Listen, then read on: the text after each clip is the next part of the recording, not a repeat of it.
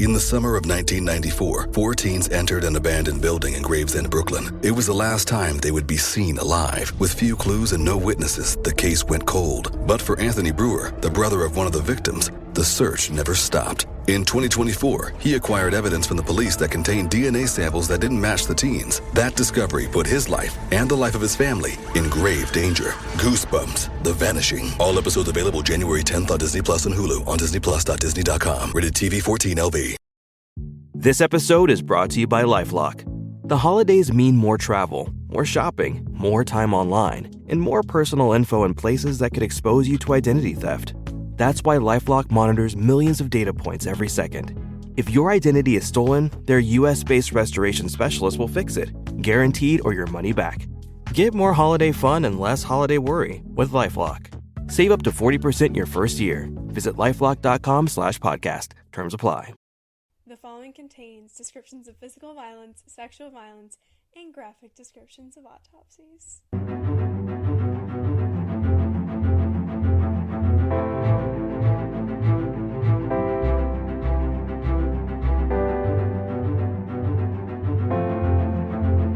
Hey listeners, welcome to episode 79 of Teen Girls Investigate Crime podcast. I'm Jillian. And I'm Izzy.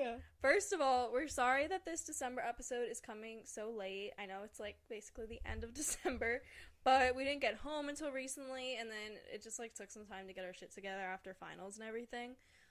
But we did want to get an episode out in December, so we're here now. Yeah, we're here now, and we're coming to you from video. Yeah. To my second point. Yeah, sorry, I cut off Jillian. I got really excited. We're so excited. And I also feel like Jim from The Office. Like, I keep looking at the camera and I'm, like, looking at you, and I'm like, this is really weird. But yeah, we are so excited to be trying out our first video podcast. Yes. So if you're streaming on Spotify or YouTube, I think those are the ones that do it. Other things might do it, but definitely Spotify and YouTube. You should be able to see us, which is kind of cool. Which is insane. Yeah. So... And video podcasts have been getting a lot more popular, which I do find kind of ironic because I feel like part of the original appeal of podcasts is like not watching them. Yeah, like that it was like a listen thing, but it's not like you can't listen to us. Like you can still listen to us. You don't have to watch us. But I've found myself watching a lot more podcasts like myself recently. I have too, and also like it's kind of fun putting like a face to the voice. Yeah, I know. I feel like so many people like don't know what we look like. I got a comment on Instagram one time, and someone was just like, "Wow, you guys are not what I thought you would look like," and I didn't know what that meant.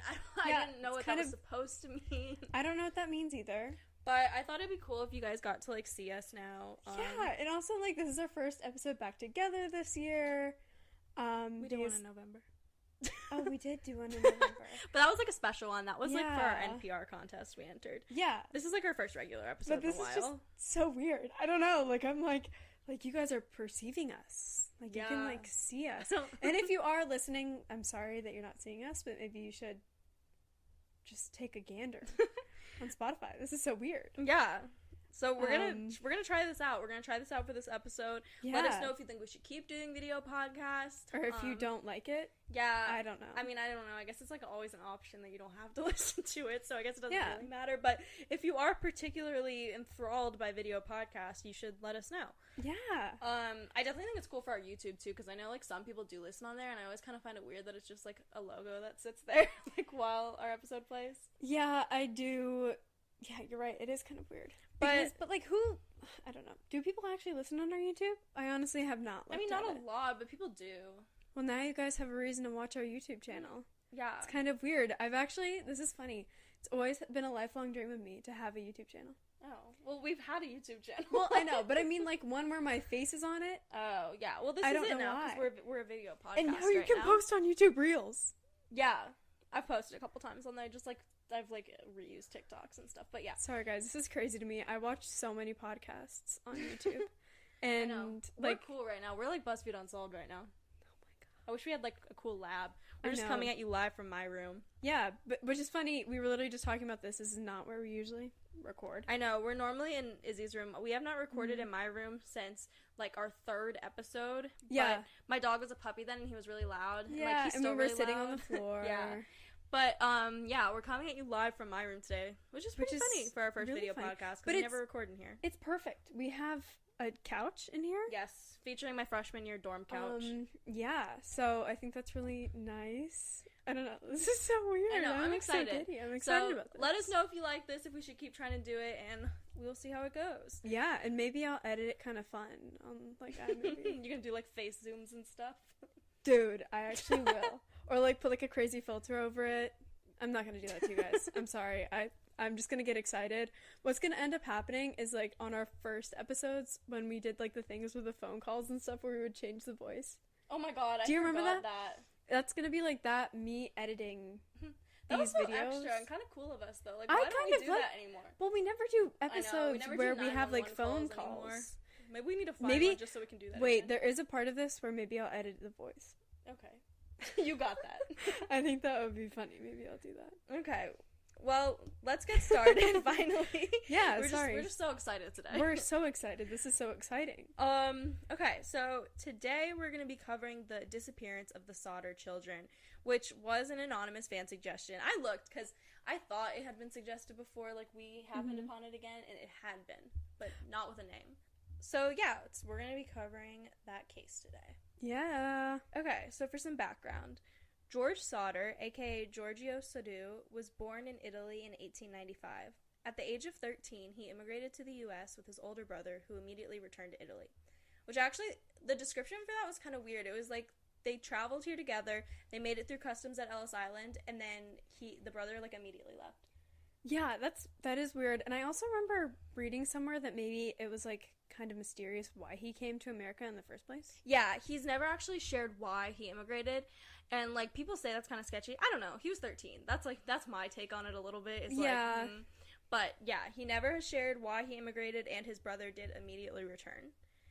So, after George immigrated to the U.S., he began working on the railroads in Pennsylvania, and a few years later, he moved to Smithers, West Virginia, to become a driver. Shortly after, he opened his own trucking company, and he specialized in coal transportation.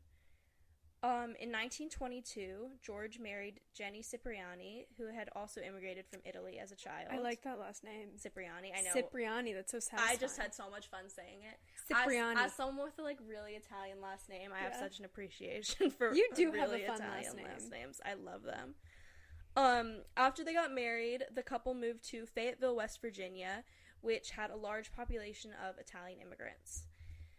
Despite George's company's success, the family was not always the most popular in town because of George's vocal criticisms of Mussolini. Because they lived in, like, a really Italian area, a lot of them were very big fans of Mussolini, so his, like, outward criticism kind of was not appreciated. It was, like, met with opposition. Yeah, his vocal disdain for Mussolini led to multiple physical and or vocal fights between George and others in Fayetteville. During their time living there, the couple ended up having 10 kids, all born between 1923 and 1943. That's a lot of kids. A lot of kids, big age gaps. A lot of kids. But yeah, so they ended up having 10 kids total. Okay, so our timeline begins on December 24th, 1945, Christmas Eve. At 10, this is also really timely, like, this will be coming out on December 26th, I didn't even realize, like, we're doing, like, I feel like this keeps happening to us, we do, like, a case, and then it's like, oh, it's, like, the anniversary of it. Yeah, no, because we were deciding between two cases for this week, and I chose this one I didn't even realize. Yeah, I didn't realize until I started looking into it, which is kind of nuts. And also, when I was doing research for this case, I was low-key really creeped out. Oh my god, same. I can't with fires. Yeah. Spoiler alert. Spoiler alert, there's a fire. I can't with fires. I just finished a show where, like, one of the big things that happened in the show was a house fire, and I'm, like, terrified of house fires. Yeah, they're scary. Yeah. I used to have, like, nightmares as a child about, like, fires specifically. Yeah, and there's, like, what is it called? I remember my forensics class in high school, we talked about it, the point where, like, a house fully, like, combusts at, like, 1 second, because it reaches a certain temperature, and then, like, everything can burn, and it's, like, very scary. No, I'm, like, terrified of fire. Okay, so our timeline begins on December 24th, 1945, at 10 p.m. The family was gathered together at their home in Fayetteville, West Virginia for Christmas Eve. The only child that was not present was Joe, who was their second oldest son, and he was currently serving in World War II, so he wasn't at their family Christmas. That day, Marion, who was their oldest daughter, she was 19, she had brought home some new toys for her younger sisters from the store that she worked in town. So 12-year-old Martha, 8-year-old Jenny Jr., and 5-year-old Betty begged their mother so they could stay up past their usual bedtime and play with their new toys. Jenny said that that was fine as long as their brothers, 14-year-old Maurice and 9-year-old Louis, did their farm chores before going to bed. George, along with 22-year-old John and 16-year-old George Jr., they were already asleep by 10 p.m. because they had had a long day of work. So after she talked to all the kids downstairs, the ones that were left downstairs is most of them. There's like 10 kids here you're trying to manage. Okay, so we got one that's not at the house. There's only 9 there. Marion, Martha, Jenny Jr., Betty, Maurice, and Louis were all downstairs when Jenny went upstairs. Okay. Jenny took the other kid, Sylvia, who's 2 years old, upstairs with her to go to bed. Got it. Okay. And then the 2 older boys and George, the dad, were already asleep. Okay. So that's places everyone's whereabouts in the house at roughly 10 p.m. Okay. Okay, so Jenny then took 2-year-old Sylvia upstairs with her to go to bed after talking to the kids, and yeah, they were allowed to stay up past their bedtime as long as they did their chores and everything. Okay. Hey guys, sorry, I'm not gonna lie, I just had a little freak out and had to check that the camera was still recording, and if you noticed, we're also using microphones, which we have talked about in other episodes that we don't usually use, so... Yeah, a lot of different things happening. A lot of different things happening, just checking to make sure everything is working smoothly. Anyways, now, on with the timeline. So, December 25th, 1945, at about 12:30 a.m., Jenny wakes up because the phone is ringing, so she goes downstairs to answer it. She didn't recognize the voice on the other end and just heard laughter, which she described as weird. I know, I thought that was kind of funny. Clinking glasses. Yeah, that is quite weird, Jenny. Why? Yeah, like, she was like, I heard laughter on the other end. It was a weird laugh. Like, I don't know what that means. Like, what is a weird laugh? That's just, like, low-key mean. That is quite mean. Like, oh, this person called me, just laughed. Like, if someone was just like, oh, she had a weird laugh, I'd be like, oh. Oh, okay. My bad. Dang, okay. So she did not recognize the voice on the other end, and she said the caller had called the wrong number and then just hung up. This is odd, honestly. This is weird. And also, it's like 1945. You have to like use one of those like crazy dial phones. I know, like, that's why I feel like it's more likely that it would have been a wrong number. You know what I mean? Like, I feel like it's easy to fuck up, or like, you know what I mean? It's not like you're just hitting speed dial. Yeah.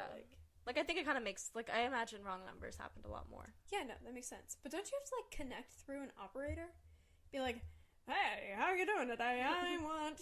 I don't know, man. Like, I just imagine that if I had to use a rotary phone, I would have fucked up a lot. That's true. I would have too. I fuck up on my regular phone. Yeah, that's so valid. Okay, anyways.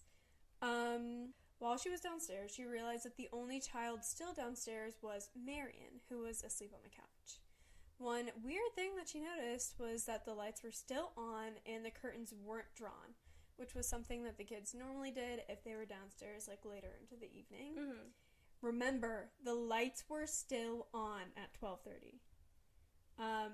Jenny closed the curtains and turned off the lights before going back to bed.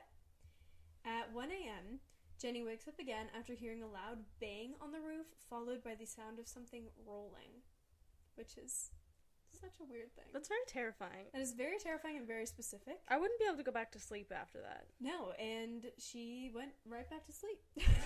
So. Low-key, though, I could see that as, like, one of those, like, dream things. Like, you ever hear, like, something when you're, like, half asleep, half awake, and just assume it was a part of your dream? Yeah, like, I swear, on the topic of Christmas, when I was younger, I swear that I was, like, in bed and I heard, like, Santa on the roof. And I know you did not have this experience because you're Jewish.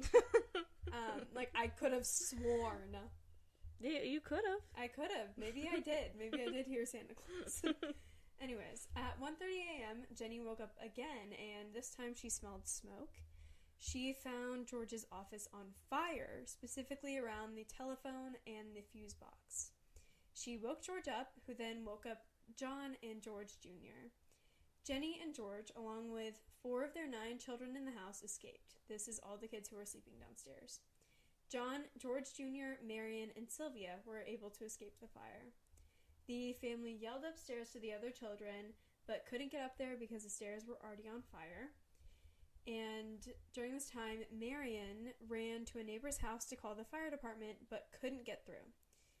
A passing driver also tried to call the fire department from a nearby tavern after seeing the fire, but could also not get through.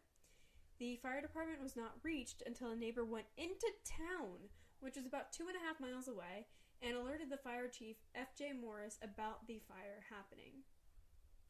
By this point, it was too late to save the house, which had completely burned down in the span of 45 minutes. Just went up like kindling, bro. Yeah. In 1945, not a lot of fireproof stuff, I guess. I can't believe no one could get a call through, though. Like, that is nuts. Especially because, like, Jenny had received that call at, like, 12:30. So it's not, like, the phone lines were working at some point that night. Yeah. I don't know. Weird. So George made several attempts to save his children during this time, but he was met with a bunch of barriers. So first, he attempted to climb the side of the house and break a window, but hurt his arm in the process. He then planned on using a ladder to reach the attic, but the ladder was not where it was always stored against the house. Interesting, and actually couldn't be found on the property. Mm-hmm. And he also tried to extinguish the fire with a barrel of water, but it was frozen solid. I would be so upset.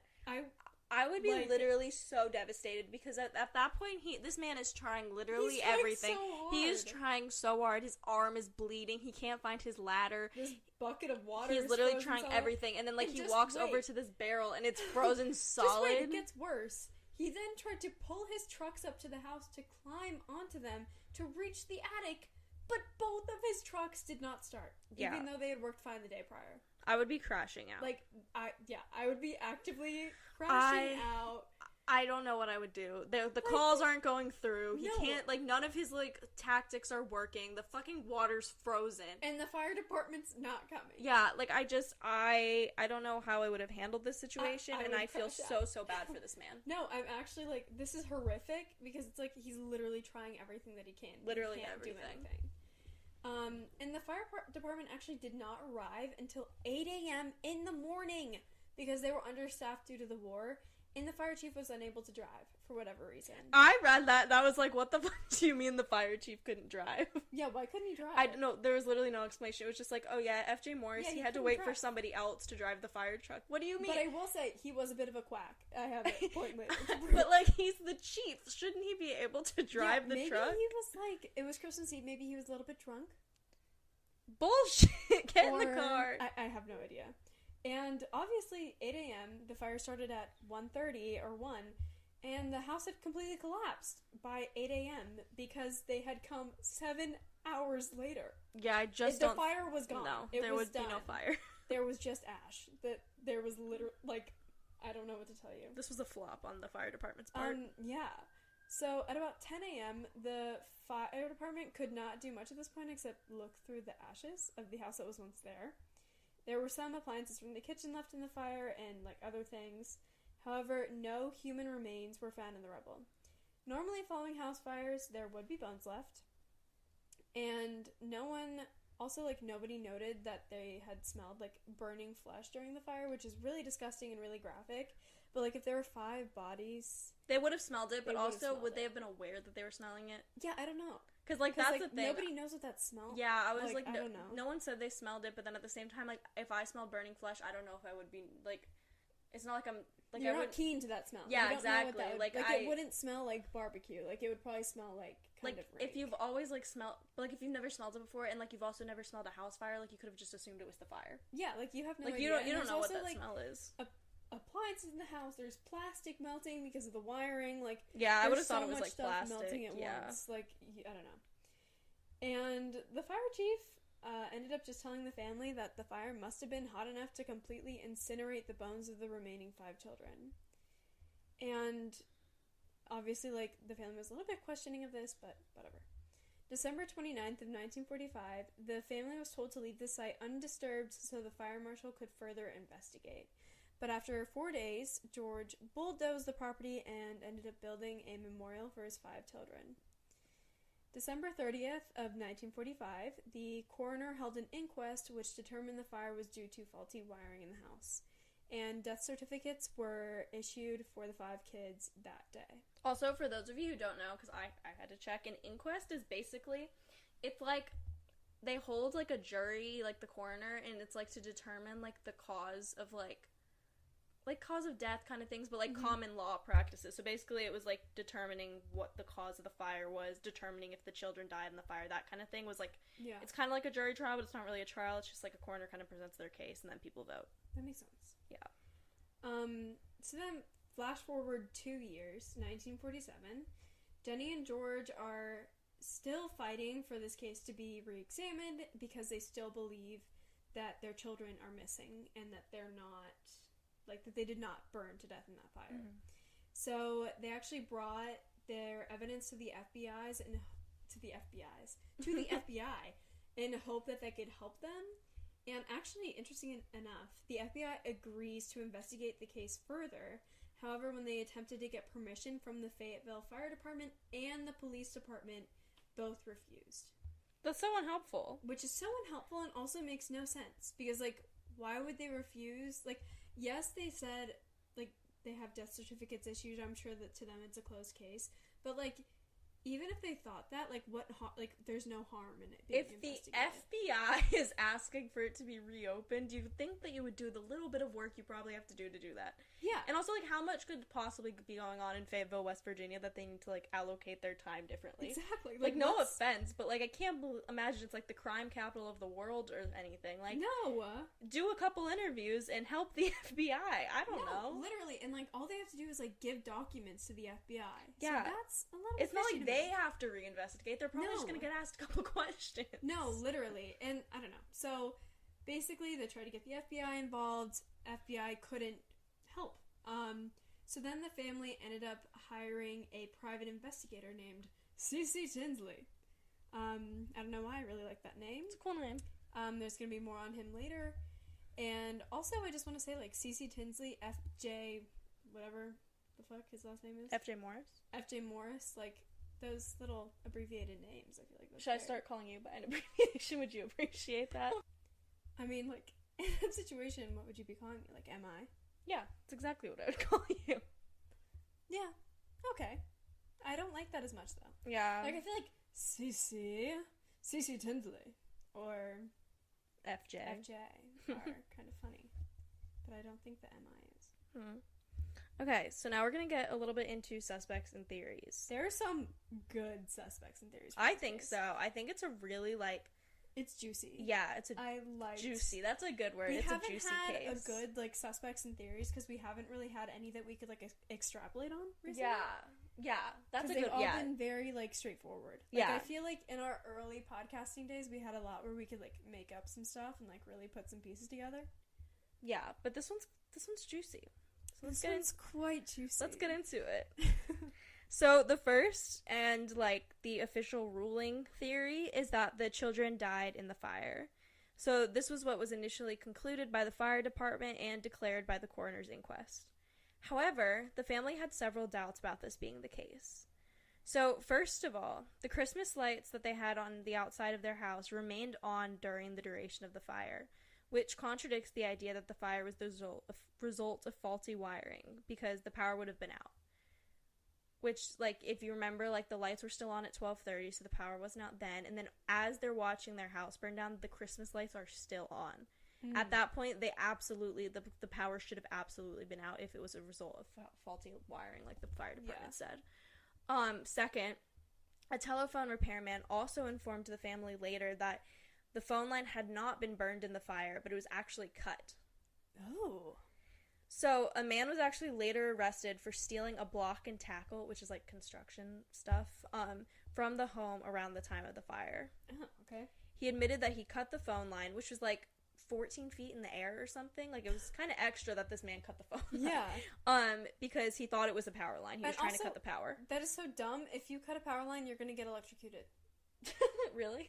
Yes. Not that I go around cutting power lines, but I didn't know that. No, like, he would have gotten electrocuted if this man tried to cut the power line with, I'm assuming, metal shears. Wow. So, just so you know, don't cut power lines. Yeah, don't do that. Don't do that. But yeah, so he admitted that he cut the phone line, but he says that he had nothing to do with the fire. But this just seems so weird. Like, we have this man who, like, is cutting the phone line and stealing, like, stuff while... Like, I don't know. Like, I'm confused. I'm very confused. This case is confusing.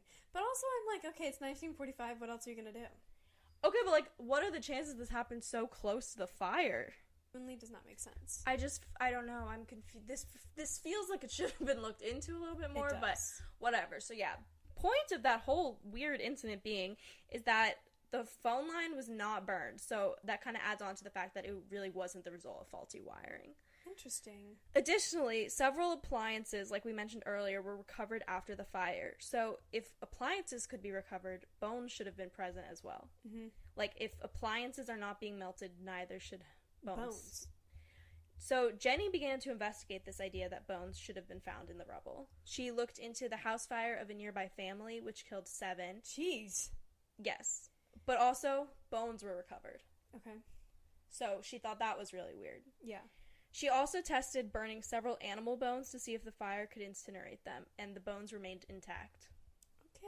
She's like literally, she like started. Scientist. The parents started like their whole own investigation. I really admire them for that. Yeah, she's like performing like science experiments to try to figure this out. So next, she contacted a local crematorium, which said that human bones remain even after bodies are burned at 2,000 degrees Fahrenheit for 2 hours, which is longer and hotter than the house fire. So basically, everything's pointing to the fact that there should have been bones. There should have been bones. And also, I would like to mention that if the fire started downstairs in the office, then the upstairs part of the house burned later than the first part of the house. So it even burned for less amount of time and probably less hot than the bottom. Yeah. Because it's not the origin of the fire. Yeah. So everything's kind of pointing against what the fire marshal originally declared, which is very suspicious. Interesting. Inquisitive. Exactly. So, like I said, despite these initial conclusions, it seems unlikely that the fire was due to faulty wiring. It also seems unlikely that there would be no remains of the 5 children that supposedly died in the fire. So not only are we thinking that, like, this is not the cause of the fire that we originally thought, but also, there's no remains. So, like, also, there was 5 children. So even if, like, some of the bones burned, what are the chances all of the bones burned? Yeah, that doesn't make sense. That seems absurd to me. It's, like, so unlikely. Yeah. So, and it's, like, it would be totally different if there was evidence to indicate that, like, oh, this fire is one of the few that burned so hot that it could melt, like, that it could incinerate 5 bodies worth of bones. The thing is, like, the appliances. And it only burned for 45 minutes. So it's, like, I don't know. Like, I feel like, It did only burn for 45 minutes. Yeah, it's like nothing is adding up to contribute to that. Yeah. Okay, so kind of on that note, if we are thinking that the kids somehow were not there, were perhaps taken in the fire with some sort of like ruse. Yeah, exactly. Here are some things that indicate any outside involvement in this house fire. So one is like that phone line being cut. I don't who this person is that stole, like the phone line just being cut in general, like that's really suspicious. The trucks also being unable to start.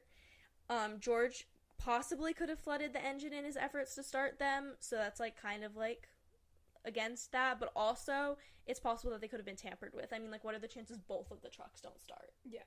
So that's like suspicious. And he had been like used them the day before. Yeah, exactly. So that's very suspicious. Then there's that phone call people kind of point to, like that wrong number that Jenny received.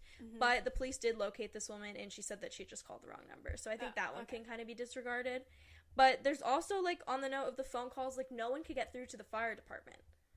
Which is weird. Which is weird, because people were calling from several different areas. There's Marion trying to call from a neighbor's house. There's a woman trying to call from a tavern. And, like, yes, they're understaffed, but I don't know. I feel like someone should have been there to pick up the phone at least once. Yeah, but also it sounds like almost the phones weren't even ringing. Yeah. I'm unsure if, like, where the disconnect was, but something is off about the fact that the phones could not, like, get through to get help. Yeah.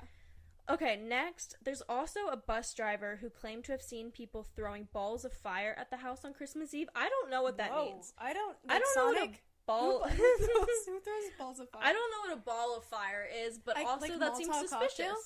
Yeah, I don't know, but seems suspicious to me. Balls of fire, Christmas Eve. Sounds like such a gremlin thing to do. A gremlin thing to do. Oh, I'm gonna go throw a ball of fire at this house. Izzy and her, like, mischievous face throwing balls of fire. I will not throw balls of fire at a house, I'm just telling you. A few months after the fire, Sylvia was, like, playing outside. This was, like, after all the snow had melted from the winter and everything. Sylvia found what George believed was a napalm pineapple bomb on the property. Which could have been a ball of fire. Yes, arguably. It's not confirmed that this is a napalm pineapple bomb. Yes, but it looked like one. It looked just like one. If you remember, Jenny had said that she'd heard that sound on the roof that night. So it's like possible that the fire could have possibly started as a result of this grenade landing on the roof. Like, wouldn't they hear an explosion? Okay, yes, but, like, hear me out. She hears it land, and she hears, like, the rolling. Perhaps it, like, started, I don't know, triggered some sort of fire, and, like, that would also make sense with what you were saying about, like, the location. If it's on the roof, it's a lot closer to the attic where the 5 children were. Yeah. So then maybe they did actually die in the fire if someone was just fucking with the house. Or yeah, that makes sense. This is just a completely different cause of the fire, and but someone threw it and then took the children. Yeah. Like, there's a lot of possibilities here with this alleged pineapple bomb. Yeah, okay. Also, I really like saying pineapple bomb. Pineapple bomb. That sounds like a drink. It does. That genuinely sounds like a drink you have on the beach. Pineapple bomb? Pineapple bomb. Can I get a pineapple bomb, please? That so sounds like a drink. I know there's a bar that serves that somewhere. Okay, so that's just another weird fact of this case. There are also several alleged sightings of the children. So one woman said that she saw them in a passing car the night of the fire. Like, she saw them drive by, like, and she saw them peering out the window right after the fire. Another woman said that she served them breakfast at a rest stop the following morning, which is about 50 miles away, between Fayetteville and Charleston, West Virginia. Another woman claimed that 4 of the missing children had come into the hotel that she was working at about a week after the fire. She also says that they were accompanied by 2 men and 2 women, and she claimed that all of them appeared to be of Italian origin or descent. Which is a lot of people. That is a lot of people. So I almost, like, that comes across more credible in the sense that, like, that's a lot of people to be, like, remembering. Yeah. Well, I'm sure it was notable. Like, why were exactly. this many people checking into a hotel? Yeah, that's a lot. And, like, 4 kids is a lot. 4 kids and two like, pairs of men and women. Mm-hmm. So... She claimed that she attempted to talk to the children, but one of the men was hostile with her and shushed the children. Which, like, okay, but, like, that could be, like, oh, they kidnapped them, but also it could just be, like, the guy was a douche. Yeah, that kind of could have just been a It could have just been, like, his kid, and he was just being an ass. Shut like, up. Yeah, like, he could have just been, like, an asshole dad and also just, like, an asshole person to, like, service workers. Yeah, like, you never know. Maybe it was, like, 2 families that were together. Yeah, like, for some reason. Yeah, like, I'm not saying she's wrong about seeing these people, but it's also just, like, you're in an area with a lot of, like, Italians, like, you could just be jumping to conclusions about families. That is true. And also, like, I will say, this family was not very distinguishable. Like, if you look at pictures of them online, like, they look like... Yeah, well, I'm just, very like... basic. Also, like, if they're living in, like, in a very Italian immigrant neighborhood, chances are a lot of them have similar features, and if they're describing these missing children, and, like, also, how big are pictures actually circulating? Yeah. They're describing, like, a bunch of kids with, like, you know, dark hair. Yeah. What are the chances? Like, you probably will see one. Yeah, I don't know. No, exactly. Okay, so then this is just another, like, weird, it's not a sighting, but it's, in 1967, Jenny, the mom, she received a photo in the mail that was specifically addressed to her. The picture was of an adult man who resembled their son Louis. And there was, like, this, like, strange writing on the back of the picture. It was, like, really weird. I won't even read it because it was, like, letters and numbers. It said something about, like, I love brother Frankie or something. It was weird. It was just very strange. Yeah. So after they received this, they sent a PI to investigate in Kentucky where the return address was. And they never heard from this PI again. Which is weird. That just doesn't make any sense. I think that is so bizarre, and no one seems to care. No, but because it makes no sense. Like, why would a PI take your money and leave? I just can't imagine it was enough money to, like, legitimately, like, abandon his life and go. Like, you know what I mean? No, like, there's no way it was, and also, like, that's just, like, I don't know. Like, why would he just disappear? Like... That's his job. Like, his job is to go investigate people. No, literally. And he got paid to do it. Like, it's not like he wasn't paid and then he was told to go do it. Like, so, like, that seems really suspicious. Did anyone investigate his disappearance? I'm just, like, I feel like we're losing people here. Like, yeah, this doesn't make sense. And, like, I would say this was different if this was still in the 1940s, but this is 1967. So it's, like, there are phones that are working. Yeah. and, like, other methods of communication at this point. And if they're just hiring PIs all the time, you'd think that, like, they could find another one. Or, like, Yeah. this guy probably worked, I don't know, did he work for a PI firm? Like, were they not concerned about where their work or what? Yeah. I don't know. Is there a PI firm? Is that a I thing? feel like that makes sense. Like, they have law firms. Like, why wouldn't they have, like, detective A PI firm? firms? Should we start a detective firm? I feel like we could have one. I think we could have a very successful one. I agree. I'll be the PI, you be the lawyer. Okay. I think we would both be PIs if it was a PI firm. But if the firm includes a lawyer and a PI? I mean, that would be So an then it's like- excellent combo. We should make We'd this. be moneymakers. No, actually, we would make so much money. I agree. I investigate everything, you help me investigate, and then you are the lawyer for them. Okay. That works. Why? This is actually the best business idea ever. Nobody take this business idea. No one take it. Sorry. I'm sure it already exists. No, there's no way. I'm sure it already I just exists. came up with this original idea. Anyways. So yeah, I genuinely do not think that those kids were in that house when it burned. You don't? I don't think they were there. I think they were taken, or somehow they're not there. I kind of agree. I think that it just seems... So fishy. Yeah. But you know what I think? But you know what? Even before we get into, like, other theories on how they were potentially kidnapped and whatever, I don't even think that they were there at 12:30 when Jenny went downstairs. Like, you know how Jenny said she went downstairs, like, the curtains weren't closed and all that stuff, like, Yeah. which they normally were and everything, and Marion was asleep on the couch? I think that whoever kidnapped them took them early once the parents were asleep, somehow got in the house. You know, the curtains were wide open, so that's, Yeah. like, not... I'm sure that's when they were taken. Either Marion was already asleep, I don't know, maybe she was drugged, I don't know. Maybe she was just asleep. Yeah. She worked that day, she could have been tired. I think that the kids were taken then, and Jenny came downstairs, didn't really think much of it, except for the fact that it was weird that they didn't close the curtains and everything. And then whoever the kidnapper was, or if they had help, they started the fire later to just, like, make, like, there would be no search for the kids. Yeah. And I think that makes perfect sense. Like, I think that makes sense too. Because I don't think it makes sense that a kidnapper would be trying to help them out of the fire and then steal them. That seems like a lot of logistics. Or maybe, well, no. What if they took them out of the house, put them, like, in a car, in a van? Do they have vans in the 1940s? I'm sure they had vans. Into a truck, into a whatever. Put the kids there. And then they started the fire afterwards to cover up their tracks. Yeah. But I still think that they weren't there at 12:30. Yeah. That makes sense. I mean, this is all, like, from 12:30 to 1:30 is, like, the start of the fire. Like, I imagine that the kids are taken, and then they started the fire. Yeah. And then, boom. And that's why it makes sense if, like, this was, like, a grenade that started the fire, and it happened, like, on the, like, attic and everything. Because like, then they weren't worried about anyone, like... Yeah. They would think that the kids were up there, so that would make more sense. But then also, it's not like the kids were actually up there, because they would have already taken them. Yeah. Anyway. But we can talk about now who kidnapped them. But that's what I think happened. No, that makes sense. So first off, I just want to mention there is, like, a little bit of a mafia, not like a theory. There's You love a mafia connection. I do love a mafia connection, and I do feel like I don't know exactly what happened down here, and I think I'm going to talk about, like, the kidnapping and the life insurance salesman a little bit before we, like, discuss the mafia theory. Okay. Because I feel like they kind of intertwine. Okay, yeah, that makes sense. Okay, so I'm going to first get into the kidnapping/life insurance salesman theory. So remember how we talked about how the families hired P.I. C.C. Tinsley? Yeah. Well, he comes back into play with this theory. So first, a little bit of backstory. Before the fire, I think it was like a few months before, but I'm not really sure of the exact timing, Mm-hmm. a life insurance salesman comes knocking on the Sodder family's door. And he speaks to George about George purchasing an insurance policy, but George refuses because he doesn't want life insurance, or maybe he's already covered, I have no idea. So this infuriated this life insurance salesman, and he yelled at George, quote, "Your goddamn house is going up in smoke, and your children are going to be destroyed. You're going to be paid for the dirty remarks you've been making about Mussolini."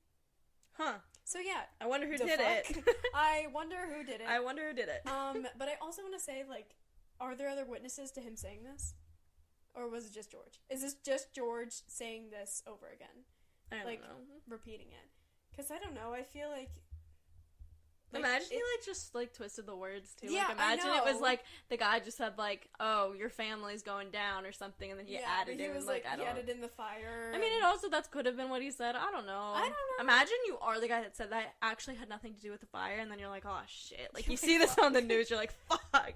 Well, I will say there's even more interesting things to this. So, obviously, like, this is very odd. And also, like, if a guy, like, simply denies the fact that, like, you don't, like, he's like, the guy's like, oh, yeah, I don't want this life insurance policy. You as a life insurance salesman being, your family's gonna burn. Yeah, I don't know. Seems very dramatic to me. I don't know if that's gonna help you sell insurance. No, especially life insurance. He's like, you're gonna wish you had it. You're gonna wish you had it. But I don't know if that's a good selling tactic. I wouldn't try that, me personally. No. So, I also want to say that two of the older Sodder sons claimed that they had seen a man matching the life insurance salesman's description, watching the younger children return and leave for school on multiple events, like at multiple times. That's creepy. Which is very creepy. That's creepy. I don't like that. So then, back to CC Tinsley. He hears about this life insurance thing, and he's like, you know what I'm going to do? I'm going to look at the jury who served in the coroner's, like, the inquest. So he looks at this jury who determined that the house had burned from faulty wiring. And do you want to guess who was on that jury? The life insurance salesperson. The life insurance salesman. So, that begs the question. So this guy's threatening the family months before the fire happened. Or directly threatening the family. Directly threatening the family with the house smoke. Is gonna burn. And that something will happen to the children. Yeah, so... And then he was one of the voters that said, yeah, it was just faulty wiring and the kids must have died in the fire. So yeah, I don't know how they made this jury. I don't know how they decided that this life insurance salesman should be on it. But seems weird. So weird. Seems Do they not have more people in this town? Yeah, like, who's there? I thought, like, juries have to be, like, sequestered and, like, vetted. Like, chosen. Yeah. Maybe an inquest jury is different. Do you think? I don't know. I just imagine it can't be that much different. Like, I feel like they ask questions, like, you know, who are you? What's your job? Do you have you ever met this family? Have you ever threatened anyone with, like, going up in smoke? Like, I don't know. Just, like, basic questions. Do you think they looked into it a little bit further? I don't know. I genuinely have no idea. So that's odd. That immediately goes alarm bells in my head. Yeah, I agree. Situation. Yeah. So another weird thing that CC Tinsley finds is that that also leads me to believe that maybe this was a big, weird, orchestrated cover-up, which could be related to mafia. That's something that I'm interested in because, like, governmental agencies, maybe the mafia has deep ties, especially, like, I don't know, I feel like could be some mob.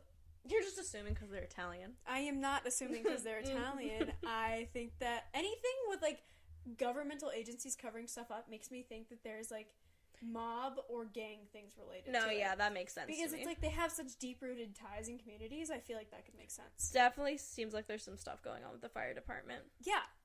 Going back to I love how I keep gesturing at the camera. Have you noticed that? Yeah, I know. Hi, sorry, I keep pointing every once in a while, like, I'm, like, talking and I feel like they need to make eye contact, like I'm giving, like, a presentation in a class. No, yeah, so sorry we're acting weird on this episode, and I'm sorry I'm so gesturing towards you guys. She normally gestures, though. I actually do. I talk with my hands gesture. a lot. I do. And I also have no idea how to hold this microphone. I know. So I feel like that's been making me more awkward because I'm like, if I hold it like this, I feel like I'm about to sing karaoke. If I hold it down here, I feel like it's not close enough. I don't know what I'm doing. Yeah, and like the way that I'm holding it with my hand is weird. I don't know. So sorry about that, guys. Anyways, so CC Tinsley, he had been hearing about this, like, about how Fire Chief F.J. Morris had been saying some weird stuff around town. So F.J. Morris, this diva, had been going around saying that while examining the house remains. The rhythm of the holidays is in the air at Cartier. Ring in the winter season with the enchanting universe of the Maison's creations that set the tempo for precious memories and momentous occasions. Extraordinary jewelry, watches, accessories, objects, and more hit all the right notes with a touch of magic. Shimmering with a symphony of style, these gifts shine in perfect harmony. Visit Cartier.com to shop holiday gifts. This episode is brought to you by Shopify. Do you have a point of sale system you can trust, or is it a real POS? You need Shopify for retail. From accepting payments to managing inventory, Shopify POS has everything you need to sell in person. Go to shopify.com/system, all lowercase, to take your retail business to the next level today. That's shopify.com/system. Sorry. He is a little diva. I don't know why he's making this up. So he said he was examining the house remains and he found a human heart. Just a heart. And he's going around town telling people. Yeah. No, just wait. He said that he found the heart. He hid the heart when people were looking through the house. And then he put it in a box and buried it in the house's remains.